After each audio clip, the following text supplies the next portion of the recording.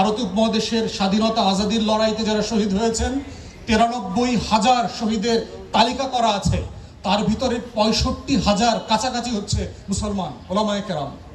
আজাদির আন্দোলনের পরে দেখবেন এখানে আপনার 1857-তে যখন ব্রিটিশ বিরোধী আন্দোলনের বিরুদ্ধে প্রথম সিপাহী বিদ্রোহ হয়, আজাদির আন্দোলন ফার্স্ট অর্গানাইজড মুভমেন্ট হয়, আমাদের এই বুড়িগঙ্গার তীর ধরে কোনো দিন হাজার হাজার আলেমদেরকে ফাঁসি দেওয়া হয়েছে আম গাছের সাথে নাড়ায়।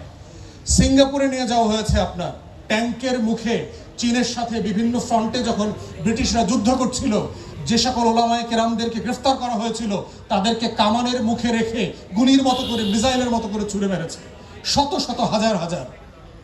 তাহলে সেই ওলামায়ে কেরামদের আজাদির লড়াইতে এত অবদান থাকার পরেও তাদের ব্যাপারে কোনো বক্তব্য নাই কেন? আমাদের ইতিহাস, আমরা সোকল ইতিহাসের বই সাবজেক্ট আকারে যেগুলো পড়েছি, পাঠ করেছি, সেগুলোতে এগুলো নাই কেন?